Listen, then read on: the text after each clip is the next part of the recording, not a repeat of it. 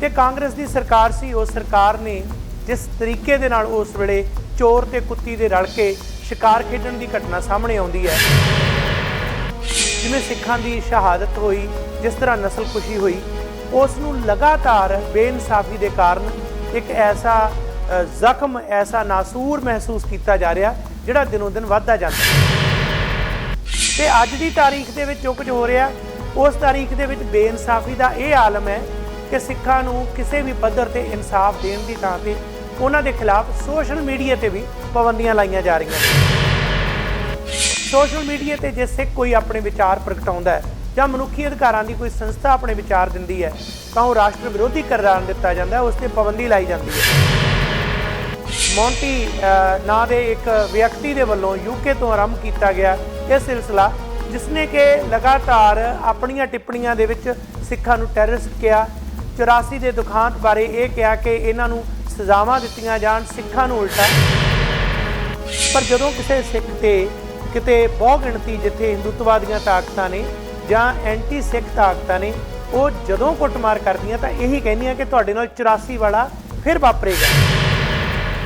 गुरिंदर सिंह जी, इस तरह है कि जिहड़ा 84 का कतलेआम सीगा ये तां हुण गल जग जाहिर हो चुकी है जी, वैल डॉक्यूमेंटेड है, ये सरकार वालों कीता गया। एक सिख ने अपना एक किरपान लैके पुलिस वाले मगर रखिया कि उसके मन से कोई डर सी, बेचैनी सी कि पुलिस वाले मैनूं जलील करनगे। उन्होंने लैके बजाय उस सिख की दर्द की सी, परेशानी की समझण दे, उल्टा एक पुलिस वाले ने जाके सोशल मीडिया पर कहा कि लगता है सिखा नूं 84 दोबारा याद करवाना पैना या 84 का दोहराव करना पऊगा, ये भुल गए। जिहड़े लोग यकीन धार के बैठे ना कि बीजेपी दुੱਧ होती है, सिर्फ कांग्रेस ही कसूरवार सीगी, उन्होंने दे भुलेखे दूर हो जाने चाहिए। बहु गिणती बाद एक इहो जी बीमारी है जिसका कांग्रेस ने फायदा लिया, बाद बीजेपी भी नहीं लिया और अज भी एक तरह उसका फायदा लै रही। उस स्टेट में जितने खालिस्तानी के खिलाफ भी लिखता रहा, अज उत्थे ये ईमेल जा रही हैं कि ये व्यक्ति खालिस्तानी, क्योंकि सरकार को क्वेश्चन कर रहे हैं। जो तो खालिस्तानी को सवाल करते थे उदों असीं देश भगत सीगे, अज जो असीं मोदी को सवाल कर रहे हैं असीं खालिस्तानी बन गए। कमाल की गल है, जो जी किया जिहड़ी मर्जी फिती ला दे। कदे यूके दे विचों आ जिहड़ा मोंटी सिन्हा वर्गे जां इहो ਜਿਹੇ होर अनेका बदमाश ਜਿਹੜੇ अपने फेसबुक पेज के उपर सोशल मीडिया से वार वार लिख रहे हैं तो फॉलो कौन कर रहे हैं, PM ऑफिस, प्रधानमंत्री का ऑफिस, बीजेपी के नैशनल ऑफिस, सारे उस दे नाल अटैच ने। इंडिया की प्रायोरिटी तो समझ आ रही है जी कि वो तो चाहते नहीं कि 84 की गल हो, वो ये भी नहीं चाहेंगे 2002 के मुसलमान विरोधी कतलेआम की गल हो। CA के दौरान जो हिंसा हुई है CA के खिलाफ, उस जो मुसलमानों का कतलेआम होया, उसकी सच्चाई को चाहेंगे नहीं कि अंतरराष्ट्रीय पद्धर के बारे जिक्र भी। समूह दर्शकों का आवाज़े पंजाब प्रोग्राम ते चैनल पंजाबी ग्लोबल पंजाब ते स्वागत है। अज के प्रोग्राम के विच कुछ एक अहम चर्चित मुद्दों पर गलबात होएगी। जदों असीं इतिहास ते वर्तमान नूं सामने रख के देखते हैं तो बहुत सारिया घटनावां जिन्हां दा डूंगा असर मनां ते कायम रहिंदा है, वो तां ही मिट सकदा है जेकर उन्हां लई इंसाफ मिले, जेकर दोषियों नूं सज़ावां मिलन, जेकर इंसाफ के नाल नाल अगे ऐसियां घटनावां ना वापरन, इस दी कोई यकीनी आधार ते बुनियाद बने। दरअसल अजिहा ना होने कारण लोगों के मनां च रोस जागदा है। रोस के कारण लोग वो कदम चुकते हैं जिहड़ा कि समय दीयां हुकूमतां नूं कदे नहीं पाउंदा ते उस नूं हुकूमतां दा विरोध ते देश का विरोध मान लिया जाता है।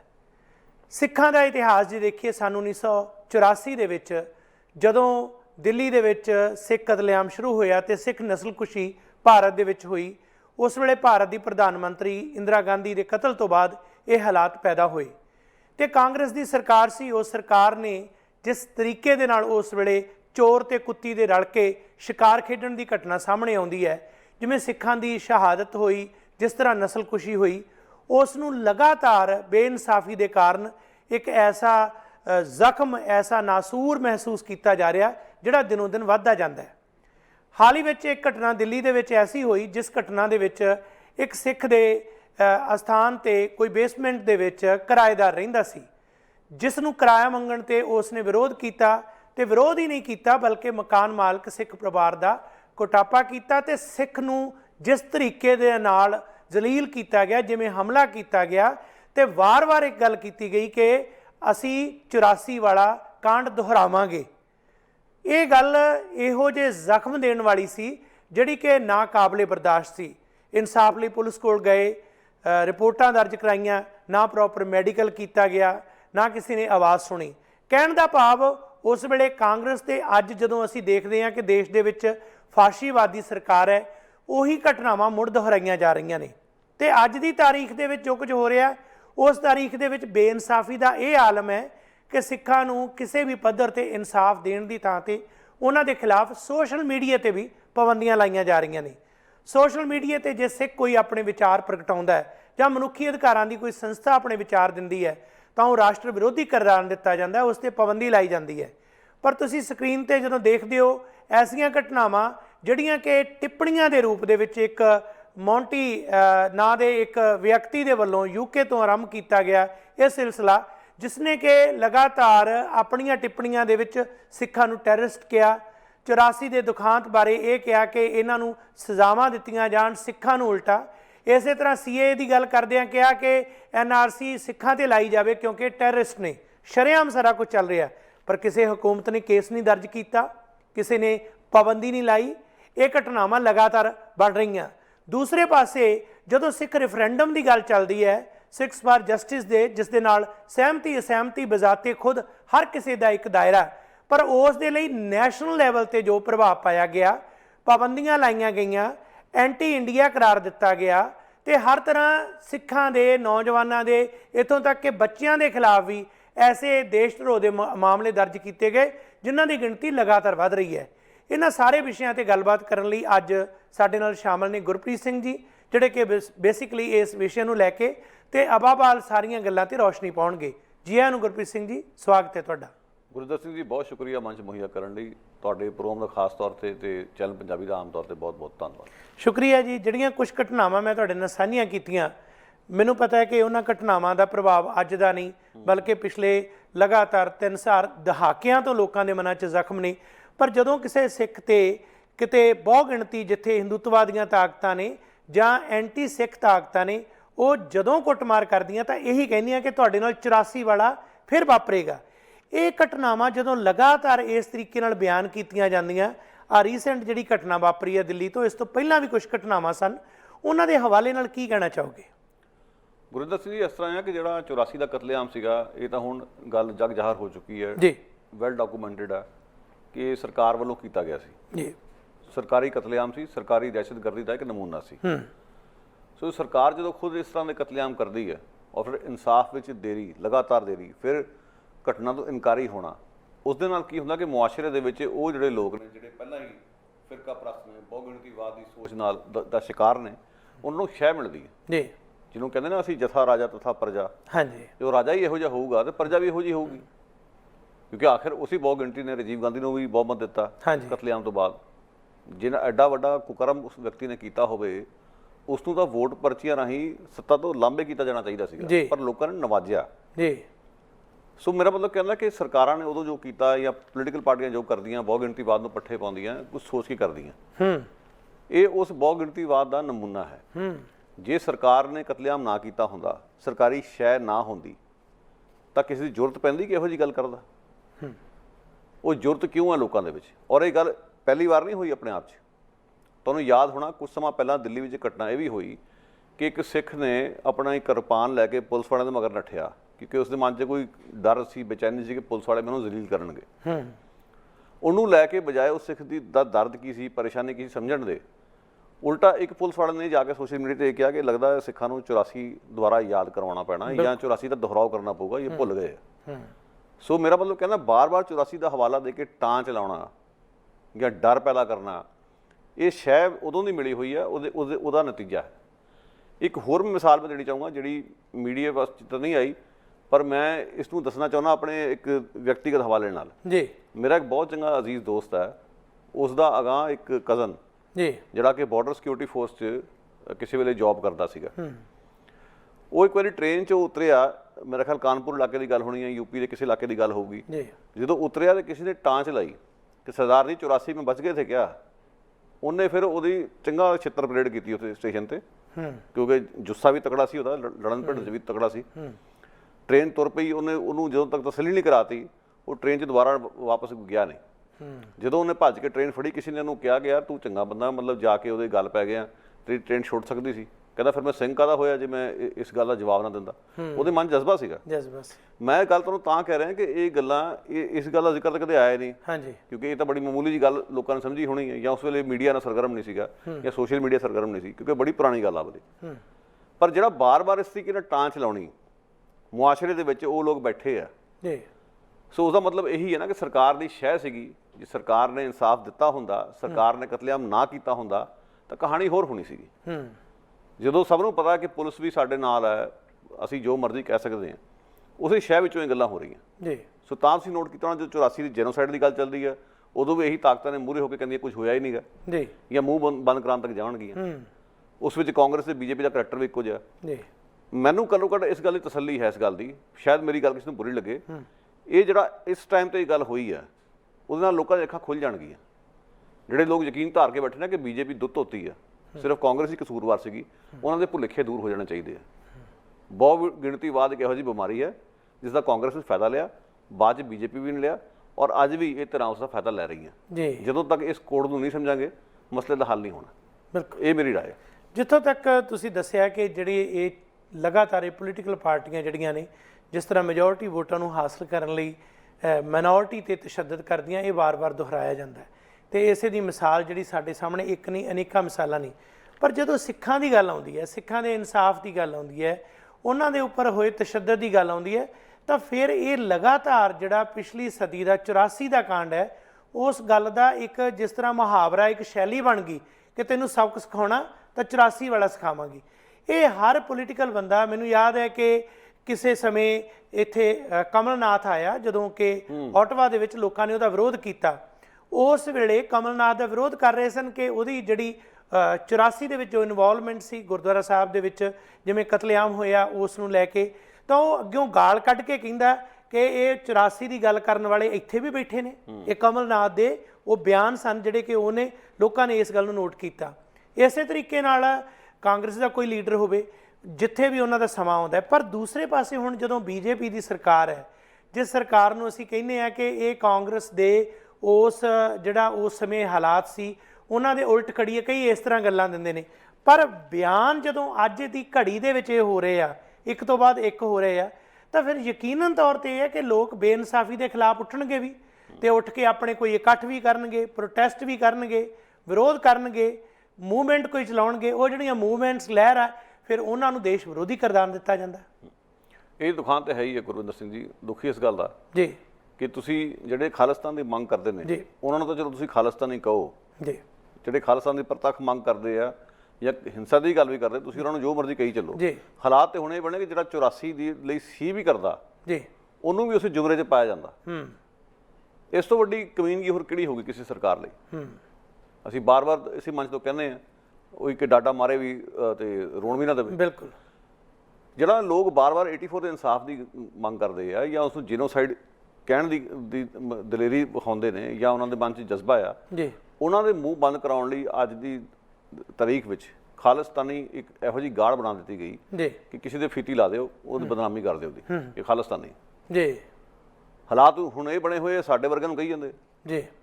ਜਾਰਜੀਆ ਸਟੇਟ ਜਿੱਥੇ ਮੈਂ ਲਿਖਦਾ, ਇਹ ਬਿਲਕੁਲ ਤਾਜ਼ਾ ਤੁਹਾਨੂੰ ਗੱਲ ਦੱਸ ਰਿਹਾ ਮੈਂ ਜੀ, ਉੱਥੇ ਹੁਣ ਕੁਝ ਈਮੇਲਾਂ ਗਈਆਂ ਬੜੇ ਵਿਉਂਤਮਾ ਢੰਗ ਨਾਲ ਕਿ ਇਹ ਜਿਹੜਾ ਵਿਅਕਤੀ ਹੈ ਖਾਲਿਸਤਾਨੀ ਹੈ, ਇਹਨੂੰ ਸਟੇਟ 'ਚੋਂ ਕੱਢਿਆ ਜਾਵੇ। ਉਸੇ ਸਟੇਟ ਦੇ ਵਿੱਚ ਜਿੱਥੇ ਖਾਲਿਸਤਾਨੀਆਂ ਦੇ ਖਿਲਾਫ ਵੀ ਲਿਖਦਾ ਰਿਹਾ ਮੈਂ, ਅੱਜ ਉੱਥੇ ਇਹ ਈਮੇਲਾਂ ਜਾ ਰਹੀਆਂ ਕਿ ਇਹ ਵਿਅਕਤੀ ਖਾਲਿਸਤਾਨੀ ਹੈ, ਕਿਉਂਕਿ ਸਰਕਾਰ ਨੂੰ ਕੁਐਸਚਨ ਕਰ ਰਹੇ ਨੇ। ਜਦੋਂ ਤੋਂ ਖਾਲਿਸਤਾਨੀ ਨੂੰ ਕੋਈ ਸਵਾਲ ਕਰਦੇ ਸੀਗੇ ਉਦੋਂ ਅਸੀਂ ਦੇਸ਼ ਭਗਤ ਸੀਗੇ, ਅੱਜ ਜਦੋਂ ਅਸੀਂ ਮੋਦੀ ਨੂੰ ਸਵਾਲ ਕਰ ਰਹੇ ਹਾਂ ਅਸੀਂ ਖਾਲਿਸਤਾਨੀ ਬਣ ਗਏ। ਕਮਾਲ ਦੀ ਗੱਲ ਹੈ, ਜਦੋਂ ਜੀ ਕੀਤਾ ਜਿਹੜੀ ਮਰਜ਼ੀ ਫਿੱਤੀ ਲਾ ਦਿਓ। ਇਹ ਜਿਹੜਾ ਇੱਕ ਦਸਤੂਰ ਬਣ ਗਿਆ ਨਾ ਕਿ 84 ਦੀ ਗੱਲ ਜਿਹੜੀ ਆ ਸਿੱਖ ਜੈਨੋਸਾਈਡ ਦੀ ਗੱਲ ਕਰਨੀ, ਉਸ ਨੂੰ ਇਸ ਤਰੀਕੇ ਨਾਲ ਪੇਸ਼ ਕਰਨਾ, ਉਸੇ ਕਰਕੇ ਜਗਮੀਤ ਸਿੰਘ ਦਾ ਵੀਜ਼ਾ ਵੀ ਰੋਕਿਆ ਗਿਆ ਜੀ, ਸੁਖ ਧਾਲੀਵਾਲ ਦਾ ਵੀਜ਼ਾ ਵੀ ਰੋਕਿਆ ਗਿਆ। ਸੁਖ ਧਾਲੀਵਾਲ ਕਿਹੜਾ ਖਾਲਿਸਤਾਨੀ ਹੈ? ਜੇ ਵੇਖਿਆ ਜਾਵੇ ਸੁਖ ਧਾਲੀਵਾਲ ਹੋਣੀ ਕਿਹੜੇ ਖਾਲਿਸਤਾਨੀ ਨੇ?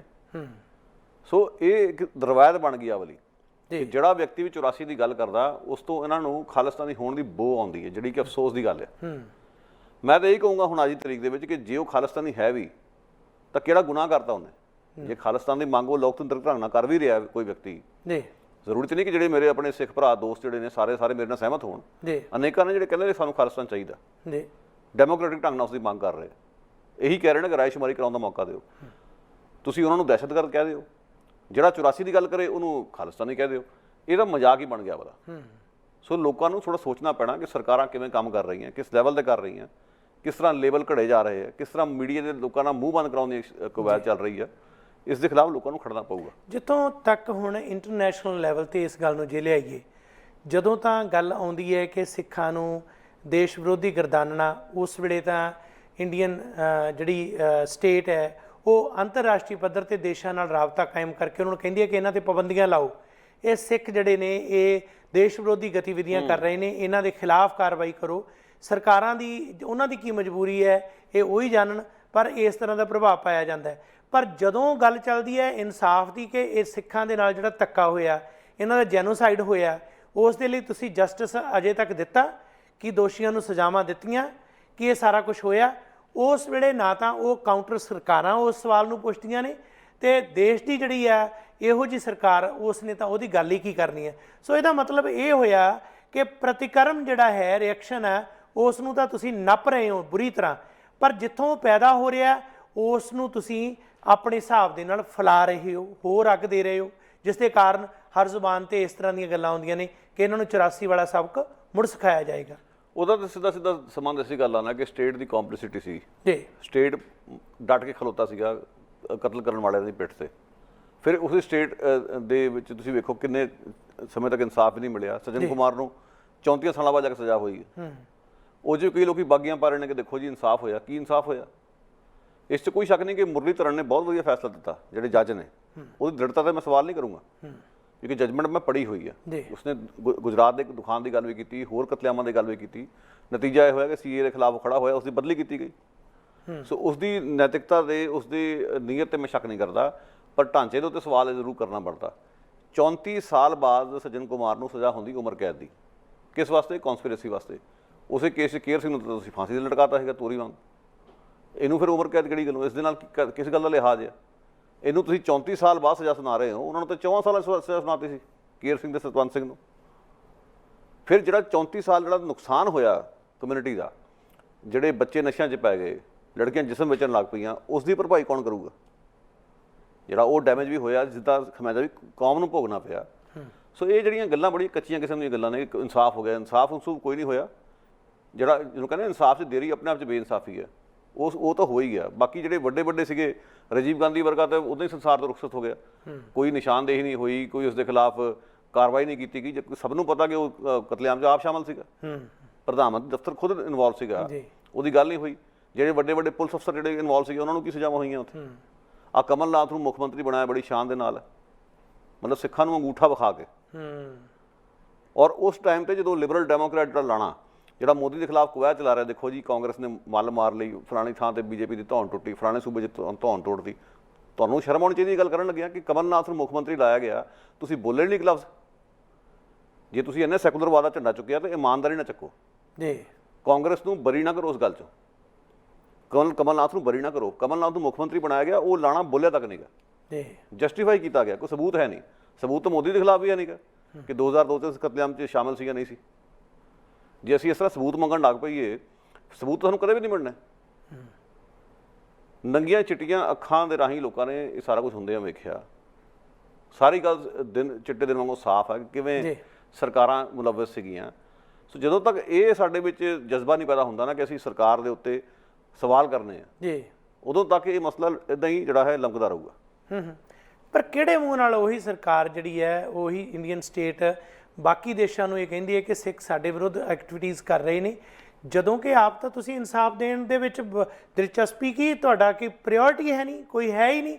ਤੇ ਤੁਸੀਂ ਇੰਟਰਨੈਸ਼ਨਲ ਲੈਵਲ ਤੇ ਤੁਸੀਂ ਇਹ ਕੋਸ਼ਿਸ਼ ਕਰ ਰਹੇ ਹੋ ਕਿ ਅੱਜ ਕੈਨੇਡਾ ਦੇ ਨਾਲ ਅਸੀਂ ਰਾਬਤਾ ਕਾਇਮ ਕਰਕੇ ਇਹਨਾਂ ਤੇ ਪਾਬੰਦੀਆਂ ਲਾਈਏ, ਅੱਜ ਅਮਰੀਕਾ ਦੇ ਨਾਲ, ਅੱਜ ਇੰਟਰਨੈਸ਼ਨਲ ਲੈਵਲ ਤੇ ਹੋਰ ਦੇਸ਼ਾਂ ਦੇ ਨਾਲ, ਕਦੇ ਯੂਕੇ ਦੇ ਵਿੱਚੋਂ ਆ ਜਿਹੜਾ ਮੌਂਟੀ ਸਿਨਾ ਵਰਗੇ ਜਾਂ ਇਹੋ ਜਿਹੇ ਹੋਰ ਅਨੇਕਾਂ ਬਦਮਾਸ਼ ਜਿਹੜੇ ਆਪਣੇ ਫੇਸਬੁੱਕ ਪੇਜ ਤੇ ਉੱਪਰ ਸੋਸ਼ਲ ਮੀਡੀਆ ਤੇ ਵਾਰ-ਵਾਰ ਲਿਖ ਰਹੇ ਨੇ ਤੇ ਫੋਲੋ ਕੌਣ ਕਰ ਰਹੇ ਨੇ? ਪੀਐਮ ਆਫਿਸ, ਪ੍ਰਧਾਨ ਮੰਤਰੀ ਦਾ ਆਫਿਸ, ਬੀਜੇਪੀ ਦੇ ਨੈਸ਼ਨਲ ਆਫਿਸ, ਸਾਰੇ ਉਸ ਦੇ ਨਾਲ ਅਟੈਚਡ ਨੇ। ਉਹਨਾਂ ਦੇ ਵਿੱਚ ਜਦੋਂ ਤੁਸੀਂ ਦੇਖੋ ਬਕਾਇਦਾ ਸਾਰੀਆਂ ਫੋਟੋਆਂ ਲਾ ਕੇ ਕਰਦੇ ਨੇ। ਪਰ ਇਹਦਾ ਮਤਲਬ ਇਹ ਹੈ ਇੰਟਰਨੈਸ਼ਨਲ ਲੈਵਲ ਤੇ ਸਾਰੀ ਦੀ ਸਾਰੀ ਇੱਕ ਹਵਾ ਕਾਇਮ ਕੀਤੀ ਗਈ ਹੈ ਇਸ ਕਿਸਮ ਦੀ, ਜਿਹੜੀ ਕਿ ਲੋਕਾਂ ਦੇ ਅੰਦਰ ਜ਼ਹਿਰ ਪੈਦਾ ਕੀਤਾ ਜਾਏ ਸਿੱਖਾਂ ਦੇ ਖਿਲਾਫ।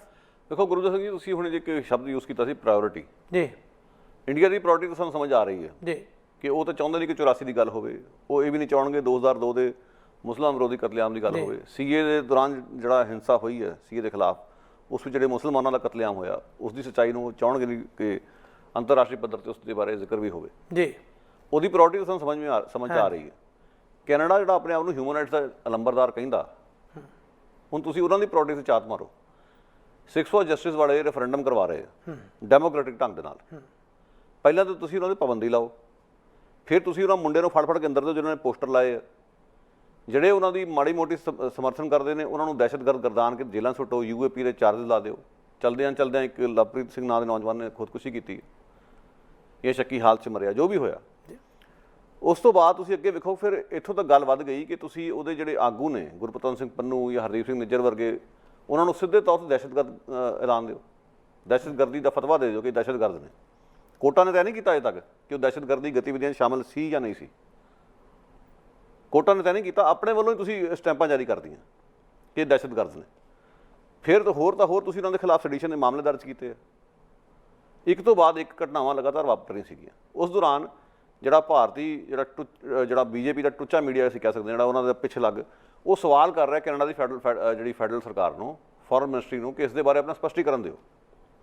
ਔਰ ਸਪਸ਼ਟੀਕਰਨ ਦੇ ਰਹੇ ਨੇ ਕਿ ਅਸੀਂ ਭਾਰਤ ਦੀ ਪ੍ਰਭੂਸੱਤਾ 'ਤੇ ਵਿਸ਼ਵਾਸ ਰੱਖਦੇ ਹਾਂ, ਅਸੀਂ ਪ੍ਰਾਇੋਰਟੀ ਦਿੰਦੇ ਹਾਂ ਇਸ ਗੱਲ ਨੂੰ ਕਿ ਸਾਡੇ ਰਿਲੇਸ਼ਨ ਜਿਹੜੇ ਆ ਸੁਖਾਵੇਂ ਰਹਿਣ, ਵਪਾਰਕ ਰਿਸ਼ਤੇ ਮਜ਼ਬੂਤ ਹੋਣ। ਇਸ ਗੱਲ ਨੂੰ ਤਰਜੀਹ ਦਿੰਦੇ ਹਾਂ ਅਸੀਂ। ਕੈਨੇਡਾ ਸਰਕਾਰ ਤਰਜੀਹ ਦੇ ਰਹੀ ਹੈ, ਪ੍ਰਾਇੋਰਟੀ ਦੇ ਰਹੀ ਹੈ ਵਪਾਰਕ ਰਿਸ਼ਤਿਆਂ ਨੂੰ, ਹਿਊਮਨ ਰਾਈਟਸ ਨੂੰ ਤਰਜੀਹ ਨਹੀਂ ਦੇ ਰਹੀ।